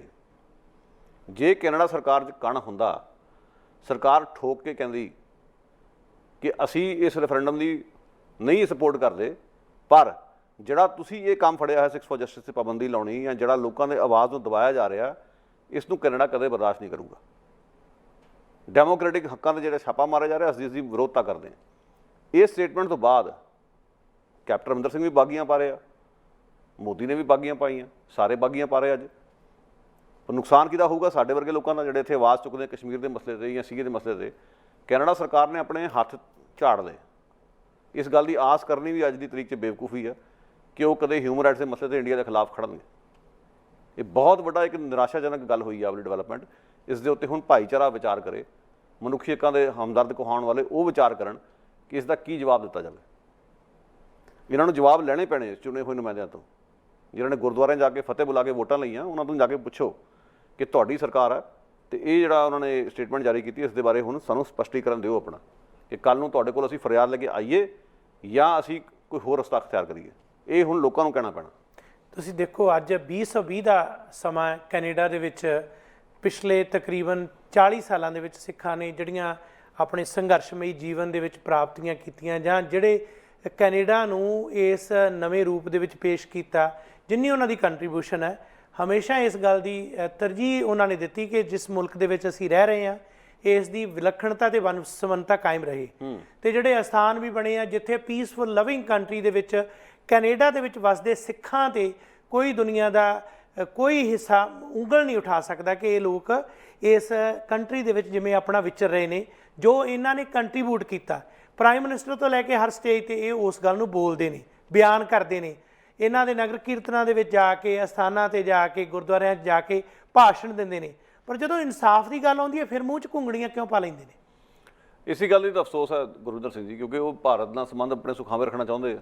ਦੂਜਾ ਇੱਕ ਕਾਮਨਵੈਲਥ ਦੇਸ਼ ਨੇ, ਇੱਕ ਸਾਂਝ ਵੈਸੇ ਵੀ ਬਣੀ ਹੋਈ ਹੈ, ਢਾਂਚਾਗਤ ਸਾਂਝ ਜਿਹਨੂੰ ਅਸੀਂ ਕਹਿੰਦੇ ਹਾਂ। ਪਿਛਲੇ ਸਮੇਂ 'ਚ ਕੁਛ ਕਿ ਵੇਖ ਰਹੇ ਕਿ ਇਹਨਾਂ ਦੀਆਂ ਜਿਹੜੀਆਂ ਰੁਚੀਆਂ ਵੀ ਨਜ਼ਰ ਆ ਰਹੀਆਂ ਪ੍ਰਤੱਖ ਰੂਪ 'ਚ। ਅਨੀਤਾ ਆਨੰਦ ਵਰਗੀ ਨੂੰ ਕੈਬਨਿਟ 'ਚ ਸ਼ਾਮਲ ਕਰਨਾ, ਜਿਹੜੀ ਪਹਿਲਾਂ ਹੀ ਕੈਨੇਡਾ ਇੰਡੀਆ ਫਾਊਂਡੇਸ਼ਨ ਨਾਲ ਜੁੜੀ ਹੋਈ ਹੈ। ਅੱਛਾ ਜੀ, ਉਸ ਨੂੰ ਤੁਸੀਂ ਕੈਬਨਿਟ 'ਚ ਸ਼ਾਮਲ ਕੀਤਾ। ਟਰੂਡੋ ਬਾਰੇ ਮੈਂ ਗੱਲ ਕਰਦਾ ਜੀ, ਇਹਦੀ ਕੀ ਸਫਾਈ ਹੈ ਤੁਹਾਡੇ ਕੋਲ? ਸੋ ਕਲੀਅਰ ਸੀ ਕਿ ਕਿਧਰੇ ਨਾ ਕਿਧਰੇ ਮਨਸ਼ਾ ਨਾਲ ਦੀ ਸਾਫ਼ ਨਹੀਂ। ਛੋਟੀਆਂ ਛੋਟੀਆਂ ਗੱਲਾਂ 'ਤੇ ਲੋਕਾਂ ਨੂੰ ਨਿਰਾਸ਼ ਕੀਤਾ ਉਹਨਾਂ ਨੇ। ਮਿਸਾਲ ਤੌਰ 'ਤੇ ਅਸੀਂ ਪਟੀਸ਼ਨ ਚਲਾਈ ਕਿ ਅਰੁੰਧਤੀ ਰॉय ਨੂੰ ਆਨਰੇਰੀ ਨਾਗਰਿਕਤਾ ਦਿੱਤੀ ਜਾਵੇ ਕੈਨੇਡਾ 'ਚ, ਜਿਵੇਂ ਮਲਾਲਾ ਯੂਸਫਜ਼ਈ ਨੂੰ ਦਿੱਤੀ ਗਈ, ਜਿਵੇਂ ਜਿਹੜੀ ਮਿਆਂਮਾਰ ਦੀ ਬੀਬੀ ਨੂੰ ਦਿੱਤੀ ਗਈ, ਜਿਹੜੀ ਵਾਪਸ ਲੈ ਲਈ ਗਈ, ਠੀਕ ਹੈ ਨਾ, ਔਂਗ ਸੈਨ ਸੂਚੀ ਤੋਂ। ਜੀ, ਅਸੀਂ ਚਾਹੁੰਦੇ ਸੀ ਉਹਨੂੰ ਵੀ ਇਸ ਤਰ੍ਹਾਂ ਦਾ ਕੋਈ ਖਿਤਾਬ ਦਿਓ, ਤਾਂ ਜੋ ਜਿਹੜੀ ਕੈਨੇਡਾ ਵਿੱਚ ਚੁੱਪੀ ਪਸਰੀ ਹੋਈ ਹੈ ਭਾਰਤ ਬਾਰੇ, ਉਹ ਕਿਸੇ ਟੁੱਟੇ। ਉਹਨਾਂ ਨੇ ਸਾਨੂੰ ਕੋਰਾ ਜਵਾਬ ਦਿੱਤਾ ਕਿ ਇਹ ਤਾਂ ਹਾਊਸ ਆਫ ਕਾਮਨਸ ਨੂੰ ਪਟੀਸ਼ਨ ਦਿੱਤੀ ਜਾਵੇ, ਜਿਹੜਾ ਕਿ ਬੜਾ ਹਾਸੋਹੀਣਾ ਜਵਾਬ ਸੀਗਾ, ਕਿਉਂਕਿ ਉਹ ਪਟੀਸ਼ਨ ਸੀਗੀ ਹਾਊਸ ਆਫ ਕਾਮਨਸ ਨੂੰ ਸੰਬੋਧਿਤ, ਔਰ ਹਾਊਸ ਆਫ ਕਾਮਨਸ ਦੇ ਮੈਂਬਰ ਹੀ ਉਸ ਨੂੰ ਸਪਾਂਸਰ ਕਰ ਰਹੇ ਸੀਗੇ, ਰਣਦੀਪ ਸਿੰਘ ਸਰਾਏ। ਫਿਰ ਇਸ ਜਵਾਬ ਦਾ ਕੀ ਮਤਲਬ ਹੈ? ਪ੍ਰਧਾਨ ਮੰਤਰੀ ਦਫ਼ਤਰ ਨੂੰ ਤੁਸੀਂ ਕਿਹਾ ਹੀ ਨਹੀਂਗਾ। ਪ੍ਰਧਾਨ ਮੰਤਰੀ ਦਫ਼ਤਰ ਮੱਲੋ ਮੱਲੀ ਜਵਾਬ ਦੇ ਰਿਹਾ ਕਿ ਪਟੀਸ਼ਨ ਦੇ ਉੱਤੇ ਅਸੀਂ ਕੁਝ ਨਹੀਂ ਕਰ ਸਕਦੇ। ਮੇਰਾ ਮਤਲਬ ਕਹਿੰਦਾ ਨਿੱਕੀ ਜੀ ਗੱਲ ਮੈਂ ਤੁਹਾਨੂੰ ਦੱਸ ਰਿਹਾ, ਜਿਸ ਦੇ ਉੱਤੇ ਕੈਨੇਡਾ ਸਰਕਾਰ ਸਟੈਂਡ ਲੈਣ 'ਚ ਫੇਲ ਹੋਈ। ਇਹ ਤਾਂ ਕੁਝ ਵੀ ਨਹੀਂ ਸੀਗਾ ਜੀ। ਤੇ ਵੱਡੇ ਮਸਲੇ ਦਾ ਅਸੀਂ ਕੀ ਆਸ ਕਰ ਸਕਦੇ ਹਾਂ? ਕਸ਼ਮੀਰ ਬਾਰੇ ਉਹਨਾਂ ਦਾ ਕਿਹੋ ਜਿਹਾ ਬਿਆਨ ਸੀਗਾ ਅਸੀਂ ਜਾਣਦੇ ਹਾਂ। ਸੀਏ ਬਾਰੇ ਉਹਨਾਂ ਨੇ ਕੀ ਪਹੁੰਚ ਲਈ ਹੈ। GN ਸਾਹਿਬ ਬਾਬਾ ਦਿੱਲੀ ਯੂਨੀਵਰਸਿਟੀ ਦੇ ਪ੍ਰੋਫੈਸਰ ਲਈ ਪਟੀਸ਼ਨਾਂ ਹੋਈਆਂ ਸਾਈਨ, 2 MPਆਂ ਨੇ ਫੜੀਆਂ, ਸੁਖ ਧਾਲੀਵਾਲ, ਪੀਟਰ ਜੂਲੀਅਨ। ਹਾਊਸ 'ਚ ਇੱਕ ਨੇ ਵੀ ਉਸ 'ਚ ਆਵਾਜ਼ ਨਹੀਂ ਕੱਢੀ ਉੱਥੇ ਜਾ ਕੇ। ਹਾਂ, ਜਮ੍ਹਾਂ ਜ਼ਰੂਰ ਕਰਾਤੀ। ਅੱਗੋਂ ਇੱਕ ਜਵਾਬ ਜਿਹਾ ਆ ਗਿਆ ਉਹਨਾਂ ਦਾ, ਕਿਸੇ ਕੰਮ ਦਾ ਜਵਾਬ ਨਹੀਂ ਸੀ ਸਰਕਾਰ ਦਾ, ਕਿ ਜੀ ਅਸੀਂ ਕੁਝ ਦਖਲ ਨਹੀਂ ਦੇ ਸਕਦੇ, ਪਰ ਆਪਾਂ ਆਪਣੇ ਤੌਰ 'ਤੇ ਗੌਰਮੈਂਟ ਟੂ ਗੌਰਮੈਂਟ ਜਿਹੜਾ ਹੈ ਕਮਿਊਨੀਕੇਸ਼ਨ ਕਰਦੇ ਰਹਿੰਦੇ ਹਾਂ, ਜਿਹਦਾ ਕੋਈ ਮਤਲਬ ਨਹੀਂ ਗੱਲ। ਦਿੱਲੀ ਯੂਨੀਵਰਸਿਟੀ ਦੇ ਅਪਾਹਜ ਪ੍ਰੋਫੈਸਰ ਦੀ ਤੁਸੀਂ ਆਵਾਜ਼ ਨਹੀਂ ਚੁੱਕ ਸਕੇ। ਜੀਨੋਸਾਈਡ ਦੀ ਪਟੀਸ਼ਨ ਦਾ ਰੌਲਾ ਨਾ ਪੈਂਦਾ, ਪਰ ਦੱਸੋ ਕੀ ਅੱਜ ਤੱਕ ਕੈਨੇਡਾ ਦੀ ਪਾਰਲੀਮੈਂਟ 'ਚ ਜੀਨੋਸਾਈਡ ਦੀ ਪਟੀਸ਼ਨ ਪਾਸ ਹੋਈ ਹੈ? ਉਲਟਾ ਜਿਹਨਾਂ ਨੇ ਪੇਸ਼ ਕੀਤੀ ਉਹਨਾਂ ਦੇ ਵੀਜ਼ੇ ਰੁਕੇ ਗਏ। ਸੋ ਕਹਿਣ ਦਾ ਮਤਲਬ ਕਿ ਇੱਕ ਖਾਸ ਲੌਬੀ ਬਹੁਤ ਚਿਰ ਤੋਂ ਜ਼ੋਰ ਫੜਦੀ ਆ ਰਹੀ ਹੈ, ਔਰ ਅੱਜ ਹਾਲਾਤ ਇਹ ਬਣ ਗਏ ਹੈ ਕਿ ਸਰਕਾਰ ਉਹਨਾਂ ਨੂੰ ਖੁਸ਼ ਕਰਨ ਲਈ ਸਟੇਟਮੈਂਟਾਂ ਦੇ ਰਹੀ ਹੈ। ਔਰ ਇਕੱਲੇ ਫੈਡਰਲ ਸਰਕਾਰ ਦੀ ਗੱਲ ਨਹੀਂ, ਇੱਥੇ ਦਸ਼ਮੇਸ਼ ਦਰਬਾਰ ਦਾ ਇੱਕ ਪ੍ਰੋਗਰਾਮ ਸੀਗਾ ਸਰੀ ਦੇ ਵਿੱਚ ਵਿਸਾਖੀ ਦੇ ਮੌਕੇ 'ਤੇ, ਆਹੀ ਜਿਹੜੇ ਤੁਸੀਂ ਕਿਹਾ ਨਾ ਚੁਣੇ ਹੋਏ ਨੁਮਾਇੰਦੇ ਗਏ ਵਧਾਈਆਂ ਲੈਣ ਲਈ ਜਾਂ ਦੇਣ ਲਈ ਜੀ, ਉੱਥੇ ਉਹਨਾਂ ਨੇ ਜਾ ਕੇ ਪ੍ਰੋਕਲੇਮੇਸ਼ਨ ਦਿੱਤਾ। ਅਪ੍ਰੈਲ ਨੂੰ ਸਿੱਖ ਵਿਰਾਸਤੀ ਮਹੀਨਾ ਘੋਸ਼ਿਤ ਕੀਤਾ ਗਿਆ। ਠੀਕ। ਉਹ ਜਦੋਂ ਦੇਣ ਗਏ, ਜਿਹੜੇ ਇੱਥੋਂ ਸਥਾਨਕ MLA ਸੀਗੇ, ਵਿੱਚ ਮੰਤਰੀ ਮਹੋਦਏ ਹੈਰੀ ਬੈਂਸ ਹੋਣੀ, ਤਾਂ ਰੌਲਾ ਪੈ ਗਿਆ। ਖਾਲਿਸਤਾਨ ਦੇ ਸਿਰ ਚੜ੍ਹੇ ਆ, ਪਿੱਛੇ ਨਾਅਰੇ ਲਿਖੇ ਹੋਏ ਆ। ਉਹਨਾਂ ਨੇ ਵੀ ਫਟ ਬਿਆਨ ਦਿੱਤਾ ਬੈਂਸ ਸਾਹਿਬ ਨੇ ਕਿ ਜੀ ਸਾਡਾ ਤੇ ਭਾਰਤ ਦੀ ਏਕਤਾ ਅਖੰਡਤਾ 'ਚ ਬੜਾ ਯਕੀਨ ਹੈ। ਰੱਖੋ ਯਕੀਨ, ਪਰ ਜਿਹੜੀ ਗੱਲਾਂ ਮਾੜੀਆਂ ਹੋ ਰਹੀਆਂ ਉਹਦੇ ਬਾਰੇ ਵੀ ਕੁਝ ਕਹੋ। ਜੇ ਭਾਰਤੀ ਸਟੇਟ ਆਪ ਹੀ ਆਪਣੀ ਏਕਤਾ ਅਖੰਡਤਾ ਨੂੰ ਤੋੜਨ ਜਾਂ ਭੰਨਣ 'ਤੇ ਲੱਗਾ ਹੋਇਆ, ਸਾਨੂੰ ਕਾਹਦਾ ਫਿਕਰ ਹੈ? ਉਹ ਤਾਂ ਮੁਲਕ ਨੂੰ ਆਪ ਲੀਰੋ ਡੀਲ ਕਰ ਰਹੇ ਆ। ਮੁਸਲਮਾਨ ਇੱਥੋਂ ਕੱਢ ਦਿਓ, ਕ੍ਰਿਸਚਨਸ ਨੂੰ ਕੱਢ ਦਿਓ, ਦਲਿਤਾਂ 'ਤੇ ਅਤਿਆਚਾਰ, ਆਦੀਵਾਸੀਆਂ 'ਤੇ ਅਤਿਆਚਾਰ, ਸਿੱਖਾਂ ਦੇ ਨਾਲ ਜੋ ਅੱਜ ਇਹਨਾਂ ਦਿਨਾਂ 'ਚ ਹੋ ਰਿਹਾ। ਤੁਸੀਂ ਤਾਂ ਮੁਲਕ ਆਪਣਾ ਆਪ ਤੋੜਨ 'ਤੇ ਲੱਗੇ ਹੋਏ ਹੋ, ਸਾਨੂੰ ਇੱਥੇ ਬੈਠੇ ਨੂੰ ਕਾਹਦਾ ਫਿਕਰ ਪਿਆ ਸੀ ਕਿ ਤੁਹਾਡੀ ਏਕਤਾ ਅਖੰਡਤਾ ਬਚੀ ਰਹੇ? ਜੇ ਤੁਸੀਂ ਖੁਦ ਹੀ ਮਤਲਬ ਖੁਦਕੁਸ਼ੀ ਦੇ ਰਾਹ ਤੁਰੇ ਹੋਏ ਹੋ, ਤੇ ਅਸੀਂ ਕੌਣ ਹੁੰਦੇ ਤੁਹਾਡੇ ਮਤਲਬ ਬਾਹਰ ਬਹਿ ਕੇ ਮੈਸਟਰ ਬਣੀਏ? ਇਹਨਾਂ ਗੱਲਾਂ 'ਤੇ ਮੈਨੂੰ ਥੋੜ੍ਹੀ ਜਿਹੀ ਪਰੇਸ਼ਾਨੀ ਹੈ ਕਿ ਵੀ ਇਹਨਾਂ ਗੱਲਾਂ ਦਾ ਕੀ ਮੈਂ ਕਿਹਾ ਜਾਵੇ ਅਤੇ ਕੀ ਨਾ ਕਿਹਾ ਜਾਵੇ। ਪਰ ਜੇ ਇਹਨਾਂ ਨੇ ਇੰਡੀਆ ਨਾਲ ਖੜਨਾ ਵੀ ਸੀਗਾ ਇੱਕ ਦਸਤੂਰ ਦੇ ਤੌਰ 'ਤੇ, ਕਿਸੇ ਨੂੰ ਕੋਈ ਦਿੱਕਤ ਨਹੀਂ ਹੋਣੀ ਚਾਹੀਦੀ। ਪਰ ਜੋ ਇੰਡੀਆ 'ਚ ਗਲਤ ਹੋ ਰਿਹਾ ਉਸ ਦੇ ਬਾਰੇ ਕਹਿਣ ਲਈ ਕੋਈ ਮਾੜਾ ਮੋਟਾ ਜਿਗਰਾ ਤਾਂ ਵਿਖਾਓ। ਕਿੰਨੀਆਂ ਰੈਲੀਆਂ ਹੋਈਆਂ ਭਾਰਤ ਸਰਕਾਰ ਦੇ ਵਿੱਚ ਇਹਨਾਂ ਨੀਤੀਆਂ ਦੇ ਖਿਲਾਫ, ਜਿਹੜਾ ਜ਼ੁਲਮੋ ਸਿਤਮ ਹੋ ਰਿਹਾ? ਕਿੰਨੀਆਂ ਕੁ ਰੈਲੀਆਂ 'ਚ ਚੁਣੇ ਹੋਏ ਨੁਮਾਇੰਦੇ ਪਹੁੰਚੇ ਨੇ? ਕਿੰਨੀ ਕੁ ਵਾਰ ਇਹਨਾਂ ਨੇ ਬਿਆਨ ਦਿੱਤੇ ਨੇ? ਇਸ ਬਾਰੇ ਲੋਕੀ ਸੋਚਣ, ਲੋਕੀ ਹੁਣ ਉਹਨਾਂ ਨੂੰ ਸਵਾਲ ਕਰਨ। ਜਿੱਥੋਂ ਤੱਕ ਕਿ ਕੰਜ਼ਰਵੇਟਿਵ ਸਰਕਾਰ ਜਦੋਂ ਸੀ ਉਸ ਵੇਲੇ ਇਹ ਆਮ ਕਿਹਾ ਜਾਂਦਾ ਸੀ ਕਿ ਜਿਹੜੀ ਪਹੁੰਚ ਹੈ ਜਿਹੜੀ ਮੌਜੂਦਾ ਭਾਰਤ ਸਰਕਾਰ ਦੀ BJP ਅਲਾਇੰਸ ਦੀ ਹੈ ਜਾਂ ਕੰਜ਼ਰਵੇਟਿਵ ਦੀ ਹੈ, ਸਿਮਿਲਰ ਪਹੁੰਚ ਹੈ। ਇੱਥੇ ਪ੍ਰਾਈਮ ਮਿਨਿਸਟਰ ਮੋਦੀ ਜਦੋਂ ਆਇਆ ਤੇ ਪ੍ਰਾਈਮ ਮਿਨਿਸਟਰ ਹਾਰਪਰ ਉਹ ਨਾਲ ਲੈ ਕੇ ਜਿਹੜਾ ਇੱਕ ਰਾਊਂਡ ਲਾਇਆ, ਜਿੱਥੇ ਜਿਨ੍ਹਾਂ ਗੁਰਦੁਆਰਿਆਂ ਜਾਂ ਮੰਦਰਾਂ 'ਚ ਜਾਣਾ ਸੀ, ਬਹੁਤ ਪ੍ਰਮੋਟ ਕੀਤਾ ਗਿਆ। ਉਸ ਵੇਲੇ ਲੋਕਾਂ ਨੇ ਵਿਰੋਧ ਕੀਤਾ ਕਿ ਕਿਉਂਕਿ ਸਰਕਾਰ ਸੱਜੇ ਪੱਖੀ ਹੈ, ਇਸ ਕਰਕੇ ਇਸ ਦੀ ਪਹੁੰਚ ਹੈ। ਪਰ ਹੁਣ ਤਾਂ ਸਰਕਾਰ ਵੀ ਜਿਹੜੀ ਹੈ ਲਿਬਰਲ ਹੈ, ਤੇ ਹੁਣ ਇਹ ਪਹੁੰਚ ਕਿਉਂ ਇਸ ਤਰ੍ਹਾਂ? ਦੇਖੋ, ਇਸ ਕਰਕੇ ਕਿ ਉਹ ਲੌਬੀ ਇੰਨੀ ਤਕੜੀ ਹੋ ਚੁੱਕੀ ਹੈ, ਉਹਨਾਂ ਦੀ ਘੁਸਪੈਠ ਤਕਰੀਬਨ ਸਭ ਪਾਰਟੀਆਂ 'ਚ ਹੋ ਚੁੱਕੀ ਹੈ। ਸਿਰਫ ਇਸ ਕਰਕੇ ਗੱਲ ਹੁਣ ਉੱਥੇ ਨਹੀਂ ਰਹੀ ਕਿ ਲੈਫਟ ਪਾਰਟੀ ਜਾਂ ਰਾਈਟ ਪਾਰਟੀ ਜਾਂ ਸੈਂਟਰ ਪਾਰਟੀ ਕੀ ਕਹਿੰਦੀ ਹੈ। ਹਾਲਾਤ ਹੈ ਕਿ ਉਹ ਲੌਬੀ ਇੰਨੀ ਤਕੜੀ ਹੋ ਚੁੱਕੀ ਹੈ, ਉਹਦੀ ਪੈਨੀਟ੍ਰੇਸ਼ਨ, ਉਸਦੀ ਘੁਸਪੈਠ ਇਸ ਪੱਧਰ 'ਤੇ ਹੋ ਚੁੱਕੀ ਹੈ ਕਿ ਹਰ ਇੱਕ ਪਾਰਟੀ 'ਚ ਤੁਹਾਨੂੰ ਉਹਨਾਂ ਦੇ ਚਮਚੇ ਸਮਰਥਕ ਮਿਲਣਗੇ। ਜਿੱਥੋਂ ਤੱਕ ਗੱਲ ਬੇਇਨਸਾਫੀ ਦੀ ਗੱਲ ਹੈ, ਜਿੱਥੋਂ ਅਸੀਂ ਗੱਲ ਆਰੰਭ ਕੀਤੀ ਹੈ ਉੱਥੇ ਆਉਣੇ ਆ ਕਿ ਜਦੋਂ ਅਸੀਂ ਕਹਿੰਦੇ ਹਾਂ ਚਾਰਟਰ ਆਫ ਰਾਈਟਸ ਦੀ ਗੱਲ ਕਰਦੇ ਹਾਂ, ਮਨੁੱਖੀ ਅਧਿਕਾਰਾਂ ਦੀ ਗੱਲ ਕਰਦੇ ਹਾਂ, ਜਦੋਂ ਸਾਨੂੰ ਮੱਧ ਏਸ਼ੀਆ ਦੇ ਵਿੱਚ ਕਿਤੇ ਮਨੁੱਖੀ ਅਧਿਕਾਰਾਂ ਦਾ ਕਤਲੇਆਮ ਵਾਪਰਦਾ ਹੈ ਤਾਂ ਉੱਥੇ ਅਸੀਂ ਆਵਾਜ਼ ਉਠਾਉਂਦੇ ਹਾਂ। ਜੇ ਪਾਕਿਸਤਾਨ ਦੇ ਵਿੱਚ ਕਤਲੇਆਮ ਵਾਪਰਦੇ ਆ, ਅਸੀਂ ਆਵਾਜ਼ ਉਠਾਉਂਦੇ ਹਾਂ।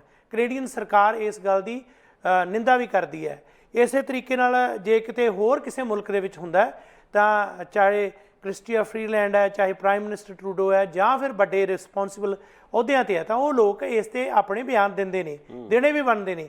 ਇਸੇ ਤਰੀਕੇ ਨਾਲ ਜਦੋਂ ਇੰਡੀਆ, ਜਿੱਥੇ ਕਿ ਅਸੀਂ ਬਹੁਤ ਵੱਡਾ ਇੱਕ ਡਾਇਸਪੋਰਾ ਹੈ, ਕੈਨੇਡਾ 'ਚ ਅਸੀਂ ਬੈਠੇ ਹਾਂ, ਸਾਡੀ ਉਹ ਜਨਮ ਭੂਮੀ ਹੈ, ਪੰਜਾਬ ਦੀ ਧਰਤੀ ਦੇ ਕਿੰਨੇ ਵਸਨੀਕ ਇੱਥੇ ਬੈਠੇ ਨੇ, ਉੱਥੇ ਜੇ ਮਨੁੱਖੀ ਅਧਿਕਾਰਾਂ ਦਾ ਘਾਣ ਹੋਇਆ 90s ਤੋਂ ਲੈ ਕੇ ਇੱਕ 10 ਸਾਲ ਦਾ ਬਕਵਾ ਪੂਰਾ ਨੌਜਵਾਨੀ ਪੰਜਾਬ ਦੀ ਖਤਮ ਕਰ ਦਿੱਤੀ ਗਈ। ਸ਼ਹੀਦ ਜਸਵੰਤ ਸਿੰਘ ਖਾਲੜਾ ਕੈਨੇਡਾ ਦੀ ਹੀ ਪਾਰਲੀਮੈਂਟ ਤੋਂ ਲੈ ਕੇ ਹਾਊਸ ਆਫ ਕਾਮਨਸ ਦੇ ਵਿੱਚ ਵੀ ਇਸ ਗੱਲ ਨੂੰ ਬਿਆਨ ਕਰਕੇ ਖੁਦ ਗਏ। ਵਰਲਡ ਸਿੱਖ ਆਰਗੇਨਾਈਜੇਸ਼ਨ ਦੇ ਮੰਚ 'ਤੇ ਇਹ ਗੱਲ ਹੋਈ ਤੇ ਪ੍ਰਾਈਮ ਮਿਨਿਸਟਰ ਵੀ ਉਸ ਵੇਲੇ ਦੇ ਜਿਹੜੇ ਸਨ, ਉਸ ਵੇਲੇ ਰਾਬਤਾ ਕਾਇਮ ਕੀਤਾ ਗਿਆ। ਉਹ ਮਨੁੱਖੀ ਅਧਿਕਾਰਾਂ ਦਾ ਕਾਰਕੁਨ ਇੱਥੋਂ ਜਾਂਦਾ ਤੇ ਉੱਥੇ ਜਾ ਕੇ ਉਸ ਨੂੰ ਚੱਕ ਲਿਆ ਜਾਂਦਾ, ਅਗਵਾਹ ਕਰ ਦਿੱਤਾ ਜਾਂਦਾ ਤੇ ਸਟੇਟ ਜਿਹੜੀ ਹੈ ਉਸ ਨੂੰ ਖਤਮ ਕਰ ਦਿੰਦੀ ਹੈ। ਕਿ ਇਹਨਾਂ ਕਾਫੀ ਨਹੀਂ, ਇਹ ਸਾਰਾ ਕੁਝ ਹੈ ਨਹੀਂ ਕਿ ਇਹ ਵੀ ਮਨੁੱਖੀ ਅਧਿਕਾਰਾਂ ਦਾ ਘਾਣ ਹੈ? ਇਸ ਲਈ ਵੀ ਇਨਸਾਫ ਮਿਲਣਾ ਚਾਹੀਦਾ, ਇਸ ਲਈ ਵੀ ਦੇਸ਼ ਤੋਂ ਦੇਸ਼ ਤੱਕ ਆਵਾਜ਼ ਉਠਾਉਣੀ ਚਾਹੀਦੀ ਹੈ, ਇਸ ਲਈ ਵੀ ਇਹ ਬਿਆਨਬਾਜ਼ੀ ਹੋਣੀ ਚਾਹੀਦੀ ਹੈ। ਉਸ ਵੇਲੇ ਬਿਆਨਬਾਜ਼ੀ ਕਿਉਂ ਨਹੀਂ? ਬਾਕੀ ਜੇ ਦੁਨੀਆ 'ਚ ਮਨੁੱਖੀ ਅਧਿਕਾਰਾਂ ਦੇ ਘਾਣ ਦੀ ਤਸਵੀਰ ਸਾਡੇ ਸਾਹਮਣੇ ਹੈ ਤਾਂ ਇਨਸਾਫ ਸਾਰਿਆਂ ਲਈ ਇੱਕ ਪੱਧਰ ਦਾ ਹੋਵੇ।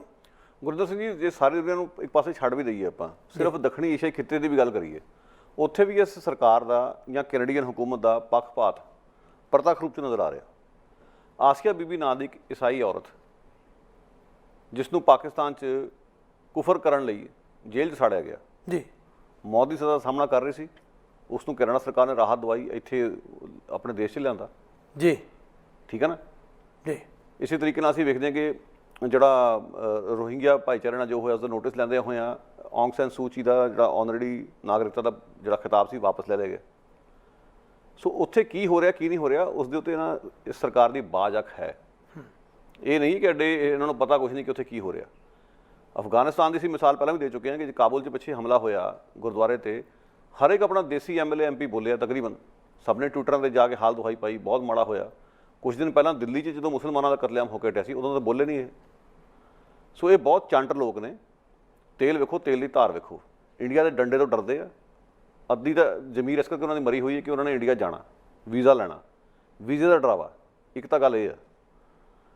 ਦੂਜਾ, ਸਟੇਟ ਲੈਵਲ 'ਤੇ ਇੰਡੀਆ ਨਾਲ ਵਪਾਰਿਕ ਸਾਂਝ ਇਹਨਾਂ ਦੀ ਬਹੁਤ ਗੂੜੀ ਹੋਈ ਹੈ। ਫਿਰ ਉਹ ਲੌਬੀ ਇੰਨੀ ਤਕੜੀ ਹੋ ਗਈ ਕਿ ਉਸ ਲੌਬੀ ਦੀ ਤਕਰੀਬਨ ਹਰ ਪਾਸੇ ਘੁਸਪੈਠ। ਨਹੀਂ ਤਾਂ ਸਾਡੇ ਕੋਲ ਮਿਸਾਲਾਂ ਤਾਂ ਹੋਰ ਨੇ। ਕੱਲੀ ਜਸਵੰਤ ਸਿੰਘ ਖਾਰਾ ਦੀ ਮਿਸਾਲ ਕਿਉਂ, ਧਰਮਿੰਦਰ ਸਿੰਘ ਪਰਮਾਰ ਦੀ ਮਿਸਾਲ ਸਾਡੇ ਕੋਲ ਆ। ਉਸ ਦਾ ਫਰਜ਼ੀ ਮੁਕਾਬਲਾ ਨਹੀਂ ਬਣਿਆ ਉੱਥੇ। ਉਸ ਫਰਜ਼ੀ ਮੁਕਾਬਲੇ ਕਰਕੇ ਏਅਰ ਇੰਡੀਆ ਦੀ ਇਨਵੈਸਟੀਗੇਸ਼ਨ ਵੀ ਜਿਹੜੀ ਹੈ ਉਹ ਖਰਾਬ ਹੋਈ ਹੈ। ਇਹ ਵੀ ਹੁਣ ਉਹਨਾਂ ਨੂੰ ਜਾ ਕੇ ਦੱਸਣਾ ਪਊਗਾ। ਇਹਨਾਂ ਕੋਲ ਸਾਰੀਆਂ ਗੱਲਾਂ ਦੇ ਸਬੂਤ ਨੇ, ਸਾਰਾ ਕੁਝ ਪਤਾ ਇਹਨਾਂ ਨੂੰ, ਸਾਰਾ ਕੁਝ ਡਾਕੂਮੈਂਟ ਹੋਇਆ ਕਿ ਜਸਵੰਤ ਸਿੰਘ ਖਾਲੜਾ ਦੀ ਮੌਤ ਹੋਈ ਹੈ ਇੱਥੋਂ ਜਾਣ ਤੋਂ ਬਾਅਦ।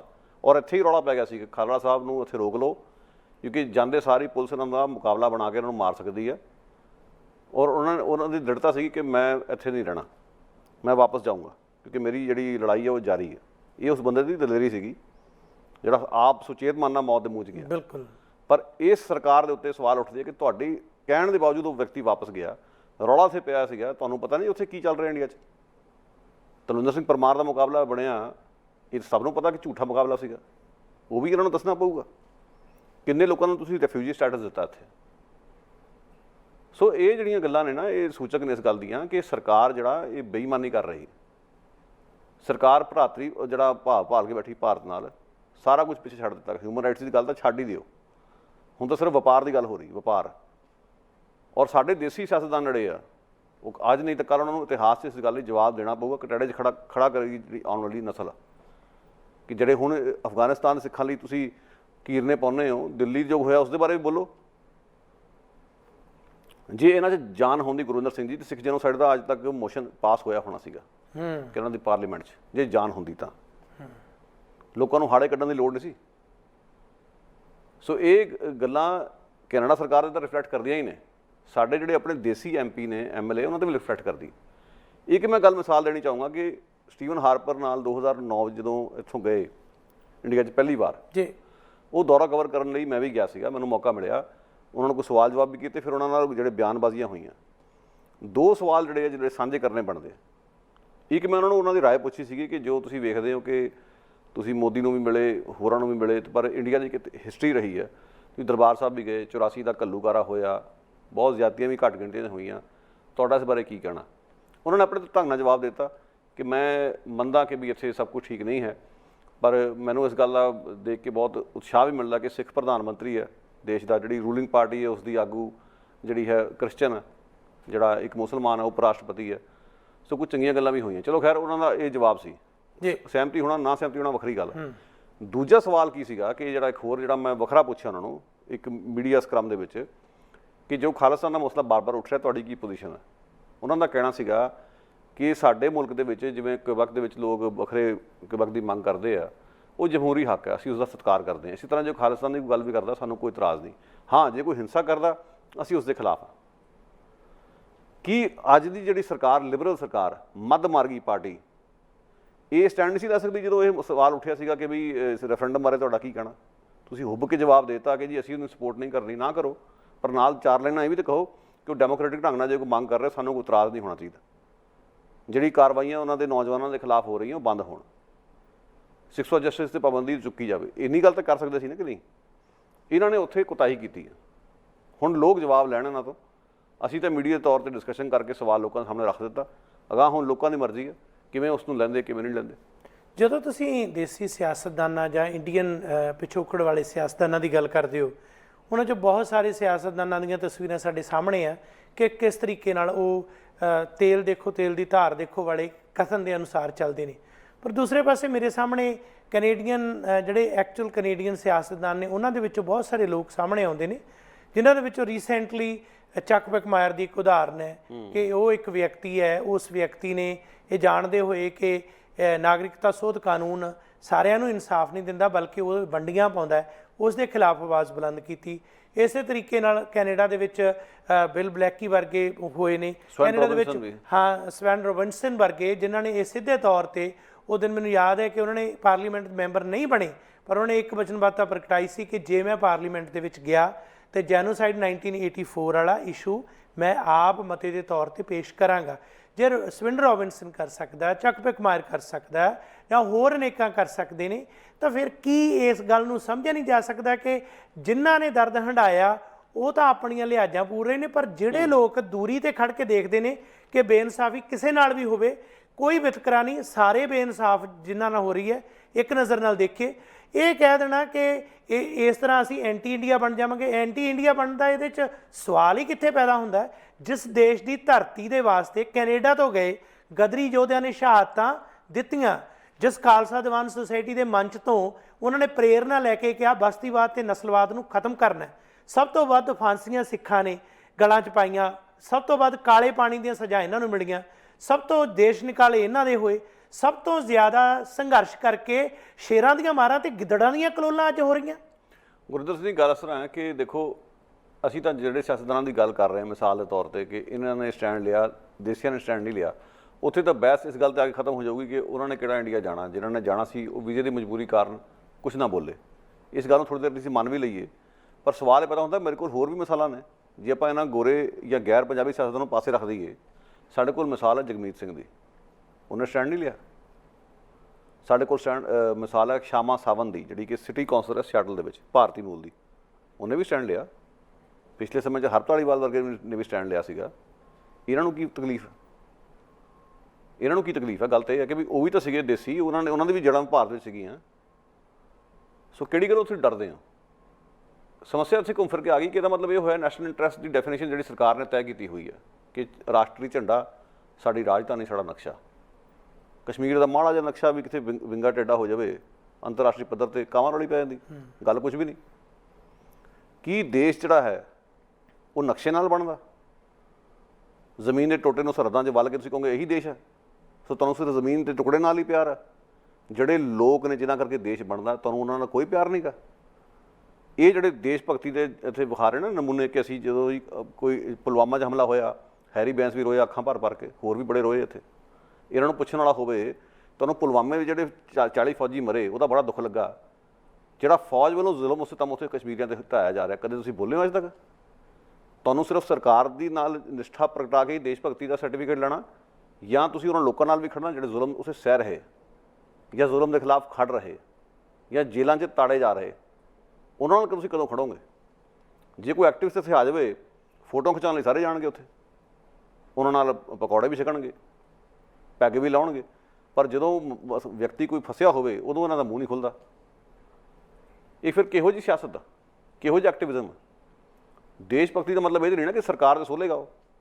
ਦੇਸ਼ ਭਗਤੀ ਉਹ ਹੈ ਜੋ ਲੋਕਾਂ ਦੇ ਨਾਲ ਖੜਨਾ, ਲੋਕਾਂ ਦੇ ਸਰੋਕਾਰਾਂ ਨਾਲ ਆਪਣਾ ਵਾਸਤਾ ਰੱਖਣਾ, ਉਹ ਅਸਲ ਦੇਸ਼ ਭਗਤੀ। ਕਿਉਂਕਿ ਦੇਸ਼ ਤਾਂ ਲੋਕਾਂ ਦੇ ਨਾਲ ਬਣਦਾ, ਜ਼ਮੀਨ ਨਾਲ ਨਹੀਂ ਬਣਦਾ। ਔਰ ਅਫਸੋਸ ਦੀ ਗੱਲ ਕਿ ਅੱਜ ਦੀ ਦੇਸ਼ ਭਗਤੀ ਦੀ ਪਰਿਭਾਸ਼ਾ ਇਹ ਹੈ ਕਿ ਜ਼ਮੀਨ ਦਾ ਜਿਹੜਾ ਟੋਟਾ ਹੈ ਉਸ ਦੇ ਨਾਲ ਪਿਆਰ ਹੈ। ਜ਼ਮੀਨ 'ਤੇ ਰਹਿ ਰਹੇ ਲੋਕ ਭਾਵੇਂ ਮਰ ਜਾਣ, ਭਾਵੇਂ ਬੇਦਖਲ ਹੋ ਜਾਣ, ਕਿਸੇ ਸਰਕਾਰ ਦੇ ਉੱਤੇ ਕੋਈ ਉਸਦਾ ਅਸਰ ਨਹੀਂ ਗਾ। ਸੋ ਇਹ ਅਸਲ 'ਚ ਦੇਸ਼ ਭਗਤੀ ਹੈ ਜਿਹੜੀ ਇਹਨਾਂ ਨੇ ਆਪਣੀ ਪਰਿਭਾਸ਼ਿਤ ਕੀਤੀ ਹੋਈ ਹੈ। ਜਿਹੜੇ ਸਿਆਸਤਦਾਨ ਉਸ ਦੇਸ਼ ਭਗਤੀ ਨੂੰ ਅਪਣਾਏ ਹੋਏ ਨੇ ਉਹਨਾਂ ਨੂੰ ਉਹਨਾਂ ਦੀ ਸੜੀ ਹੋਈ ਦੇਸ਼ ਭਗਤੀ ਮੁਬਾਰਕ ਹੋਵੇ। ਕਦੇ ਸੰਤ ਰਾਮ ਉਦਾਸੀ ਨੇ ਕਿਹਾ ਸੀ, ਦੇਸ਼ ਹੈ ਪਿਆਰਾ ਸਾਨੂੰ, ਦੇਸ਼ ਤੋਂ ਪਿਆਰੇ ਸਾਡੇ ਲੋਕ ਕਹਾਣੀਆਂ। ਇਹ ਜਿਹੜੇ ਲੋਕਾਂ ਲਈ ਜਿਉਣ ਦੀ ਗੱਲ ਹੈ, ਲੋਕਾਂ ਲਈ ਆਵਾਜ਼ ਉਠਾਉਣ ਦੀ ਗੱਲ ਹੈ, ਬੜੀ ਵੱਡੀ ਹੈ। ਪਰ ਹੁਣ ਜੋ ਹਾਲਾਤ ਨੇ ਸਿਤਮ ਜ਼ਰੀਫੀ ਇਹ ਹੈ ਕਿ ਸਿੱਖ ਜੇ ਇੰਟਰਨੈਸ਼ਨਲ ਲੈਵਲ 'ਤੇ ਸਿੱਖ ਡਾਇਸਪੋਰਾ ਦੁਨੀਆ 'ਚ ਫੈਲਿਆ ਹੋਇਆ, ਪਰ ਉਹਨਾਂ ਦਾ ਆਪਣਾ ਘਰ ਘਾਟ ਹੈ ਨਹੀਂ। ਜੇ ਪੰਜਾਬ ਜਾਂ ਇੰਡੀਆ ਦੀ ਗੱਲ ਕਰਦੇ ਨੇ ਉੱਥੇ ਸਿਤਮ ਜ਼ਰੀਫੀ ਦੀਆਂ ਤਸਵੀਰਾਂ ਸਾਡੇ ਸਾਹਮਣੇ ਨੇ। ਜੇ 84 ਦੀ ਗੱਲ ਕਰਦੇ ਆ, ਜੈਨੋਸਾਈਡ ਦੀ ਗੱਲ ਕਰਦੇ ਆ, ਇਨਸਾਫ ਦੇਣ ਦੀ ਥਾਂ ਤੇ ਉਹਨਾਂ ਨੂੰ ਉਸ ਦੀਆਂ ਟੀਚਰਾਂ ਕੀਤੀਆਂ ਜਾ ਰਹੀਆਂ ਨੇ ਤੇ ਉਸ ਦੇ ਮਿਹਣੇ ਦਿੱਤੇ ਜਾ ਰਹੇ ਨੇ ਕਿ ਇੱਕ ਵਾਰ ਫਿਰ ਵਾਪਰੇਗਾ। ਕਿ ਇੰਟਰਨੈਸ਼ਨਲ ਲੈਵਲ ਤੇ ਕਿ UNO ਯੂਨਾਈਟਿਡ ਨੇਸ਼ਨ ਇੱਕ ਸਾਂਝੀ ਬਾਡੀ ਹੈ, ਇੱਕ ਨੇਸ਼ਨ ਨੂੰ, ਇੱਕ ਕੌਮ ਨੂੰ ਇਸ ਦੁਖਾਂਤ ਦੇ ਵਿੱਚੋਂ ਦੀ ਲੰਘਣਾ ਪੈ ਰਿਹਾ ਕਿ ਉੱਥੇ ਇਹ ਪਹੁੰਚ ਕਰ ਸਕਦੇ ਨੇ ਕਿ ਉਹ ਲੋਕ ਜਿਹੜੇ ਆਪਣੇ ਆਪ ਨੂੰ ਸੈਕੂਲਰ ਤਾਕਤਾਂ ਕਹਿੰਦੇ ਨੇ, ਚਾਹੇ ਉਹ ਨੈਸ਼ਨਲ ਪੱਧਰ ਤੇ ਨੇ, ਇੰਟਰਨੈਸ਼ਨਲ ਲੈਵਲ ਤੇ ਨੇ, ਉਹਨਾਂ ਨੂੰ ਦੇਸ਼ ਦੇ ਦੂਸਰੇ ਹਿੱਸਿਆਂ 'ਚ ਹੁੰਦੀਆਂ ਜ਼ਿਆਦਤੀਆਂ ਨਜ਼ਰ ਆਉਂਦੀਆਂ, ਪਰ ਪੰਜਾਬ ਦੇ ਸਿੱਖਾਂ ਦੇ ਨਾਲ ਜਦੋਂ ਜ਼ਿਆਦਤੀਆਂ ਹੁੰਦੀਆਂ ਤਾਂ ਉਦੋਂ ਉਹ ਵੀ ਮੂੰਹ 'ਚ ਘੁੰਗਣੀਆਂ ਪਾ ਲੈਂਦੇ ਨੇ। ਇੱਥੇ ਆਵਾਜ਼ ਉੱਠਣੀ ਚਾਹੀਦੀ ਹੈ ਇਸ ਮਸਲੇ 'ਤੇ ਲਗਾਤਾਰ। ਪਹਿਲੀ ਗੱਲ ਕਿ ਜਿਹੜੀ ਖਾਲਿਸਤਾਨ ਦੀ ਮੰਗ ਇੱਥੇ ਉੱਠ ਰਹੀ ਹੈ ਸਰਕਾਰ ਦੇ ਸ਼ਬਦਾਂ ਮੁਤਾਬਕ ਬਹੁਤ ਵੱਡੇ ਪੱਧਰ 'ਤੇ, ਇਹ ਆਪਣੇ ਆਪ ਤੇ ਉੱਠੀ ਨਹੀਂ, ਕੋਈ ਪਰਿਸਥਿਤੀਆਂ ਨੇ ਜਿਨ੍ਹਾਂ ਵਿੱਚੋਂ ਇਸ ਨੇ ਜਨਮ ਲਿਆ। ਪਰਿਸਥਿਤੀਆਂ ਪੈਦਾ ਕਿਹਨਾਂ ਨੇ ਕੀਤੀਆਂ? ਸਟੇਟ ਨੇ ਪੈਦਾ ਕੀਤੀਆਂ। ਸਟੇਟ ਜਵਾਬ ਦੇਵੇ ਉਸ ਚੀਜ਼ ਦਾ। ਹੁਣ ਤਾਂ ਸੁੱਖ ਨਾਲ BJP ਦੀ ਸਰਕਾਰ ਹੈ ਜਿਹੜੀ ਕਹਿੰਦੀ ਜੀ ਕਿ ਕਾਂਗਰਸ ਨੇ ਕੀਤਾ ਸੀ ਜੋ 84 'ਚ ਕੀਤਾ ਸੀਗਾ। ਹਾਲਾਂਕਿ ਅਸਲੀਅਤ ਹੈ ਕਿ ਤੁਹਾਡੇ ਲੋਕ ਵੀ ਉਸ ਵਿੱਚ ਸ਼ਾਮਲ ਸੀਗੇ। ਰਾਜੀਵ ਗਾਂਧੀ ਨੂੰ ਬਹੁਤ ਗਿਣਤੀ 'ਚ ਲਿਆਉਣ ਵਾਲੀ ਤੁਹਾਡੀ ਪਾਰਟੀ ਦੇ ਲੋਕ ਵੀ ਸੀਗੇ ਜਿਨ੍ਹਾਂ ਦਾ ਵੋਟ ਸ਼ਿਫਟ ਹੋਇਆ ਉੱਧਰ ਨੂੰ। ਨਾਨਾ ਜੀ ਦੇਸ਼ਮੁਖ RSS ਦਾ ਆਗੂ ਸੀ ਜਿਸ ਨੂੰ ਜਸਟੀਫਾਈ ਕੀਤਾ ਉਸ ਗੱਲ ਨੂੰ, ਇਸ ਕਰਕੇ BJP ਬਰੀ ਨਹੀਂ ਹੁੰਦੀ।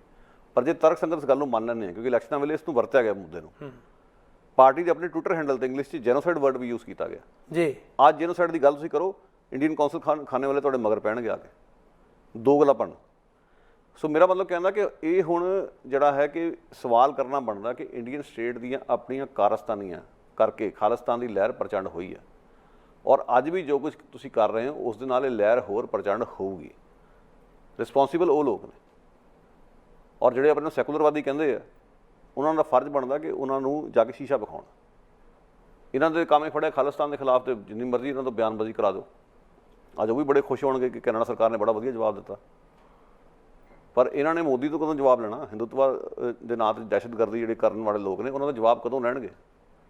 ਇੱਥੋਂ ਰਾਮ ਮੰਦਰ ਲਈ ਇੱਟਾਂ ਵੀ ਗਈਆਂ ਹੋਈਆਂ, ਇੱਥੇ ਇਸ ਧਰਤੀ ਦੇ ਉੱਤਰੀ ਅਮਰੀਕਾ ਦੇ ਮਹਾਂਦੀਪ ਤੋਂ RSS ਦੇ ਲੋਕ ਸਰਗਰਮ ਨੇ, ਉੱਥੇ ਪੈਸਾ ਭੇਜਦੇ ਆ ਨਫ਼ਰਤ ਦੀ ਸਿਆਸਤ ਲਈ।